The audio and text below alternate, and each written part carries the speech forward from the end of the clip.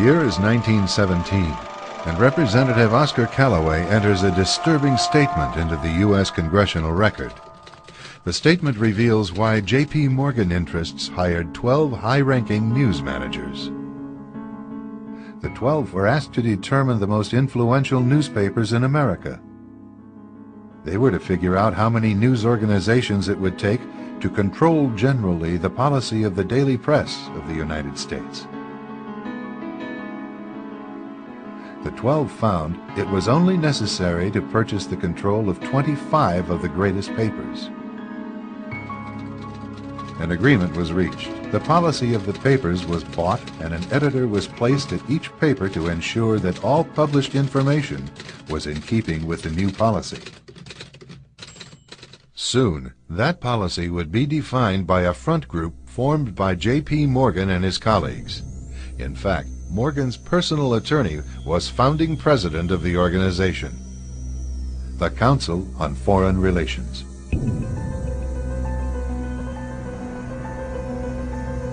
Today, the CFR maintains that its goal is to increase America's understanding of the world. However, the actual objective of this highly exclusive club is revealed by the rare admissions of the insiders themselves. In the early 60s, a Georgetown University professor collects information for a book favorable to the network of powerful men who founded the CFR. For 2 years, Professor Carroll Quigley is allowed to examine the confidential papers and secret records of this network. Quigley reveals that these men aim to create a world system of financial control in private hands, able to dominate the political system of each country and the economy of the world as a whole. In short, they seek total and quiet control of the entire world.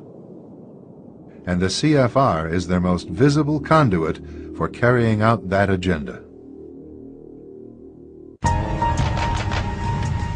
CFR members include America's wealthiest tycoons, as well as the highly placed elite in government, academic institutions, tax-exempt foundations, and the establishment media. Ruling Class Journalists, written by Richard Harwood, describes the CFR membership as the ruling establishment in the United States. The Washington Post article boasted that news reporters who are CFR members do not merely analyze and interpret foreign policy for the United States, they help make it. Who are these policymakers? Many of their faces are familiar. NBC's Tom Brokaw, CBS's Dan Rather, ABC's Barbara Walters, Jim Lehrer of PBS, William F. Buckley of National Review, media mogul Rupert Murdoch, owner of the giant multifaceted News Corporation. These media heavyweights, and many others like them, are members of the CFR. Powerful corporations are also invited to become members. At the close of the 20th century, CFR influence presided over far-reaching consolidations of media control. In 1995, CFR members Michael Eisner of Disney and ABC's Thomas Murphy merged their media empires. Soon after the merger, the Disney-ABC empire becomes a CFR corporate member. In the year 2000, the world's largest internet service provider, America Online, joins forces with Time Warner, one of the world's largest news organizations. The CEOs favoring the move are CNN's Thomas Johnson and Time Warner's Gerald Levin, both CFR members.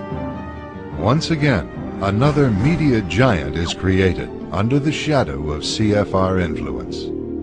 Today, an elite handful of individuals define the agendas that are supported by the empire of establishment news.